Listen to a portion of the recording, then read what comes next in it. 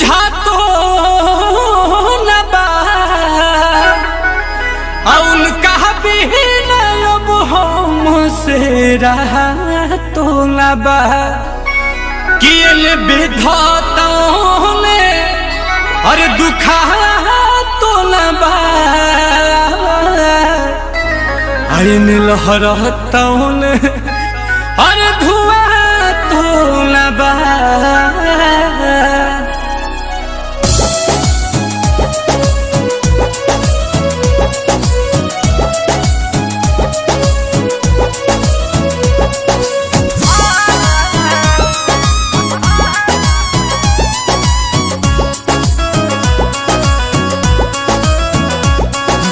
दिलावा में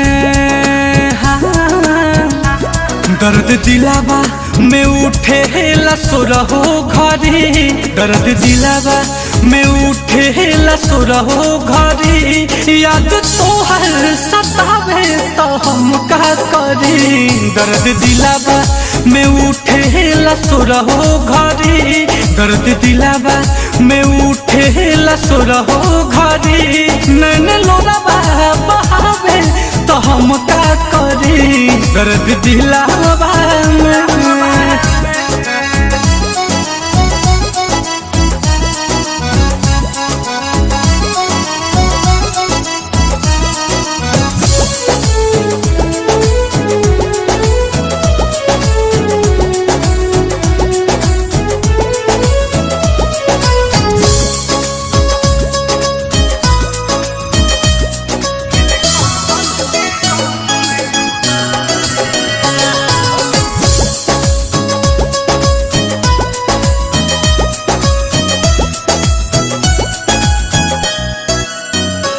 प्यार कहने के पहले बुझाइल नहीं समझावल दिमाग में तयाइल नहीं।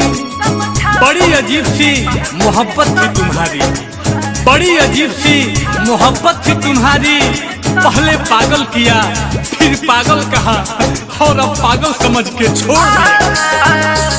प्यार कहने के पहले बुझाइल नहीं समझावल दिमाग में तयाइल नहीं।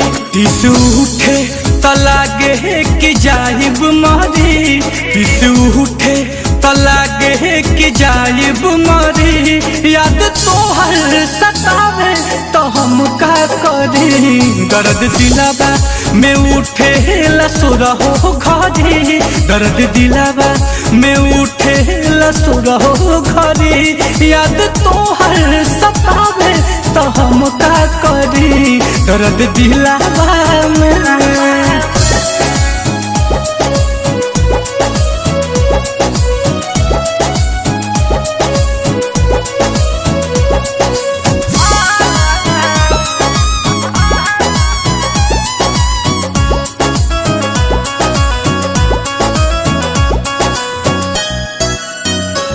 प्यार भइल तो मिठाई हम बटले रही तोहरा चक्कर में हाथ अपन कटले रही। काश तू मेरी मौत होती काश तू मेरी मौत होती तो एक बात तो तय था कि एक न एक दिन मुझे जरूर मिलती। प्यार भइल तो मिठाई हम बटले रही तोहरा चक्कर में हाथ अपन कटले रही।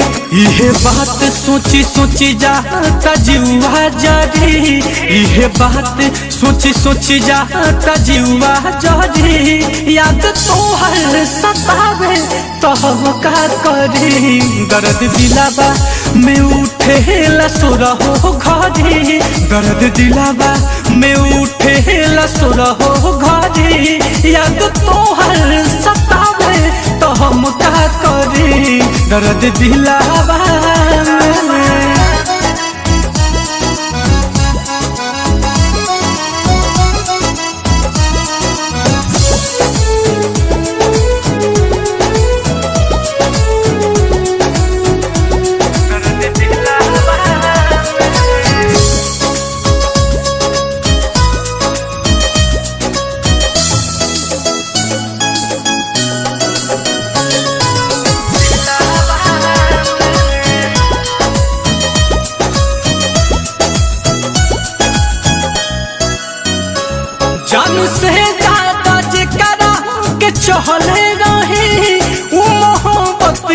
मतलब बता देले बा। हर रोज खा जाते थे वो कसम मेरे नाम की, हर रोज खा जाते थे वो कसम मेरे नाम की।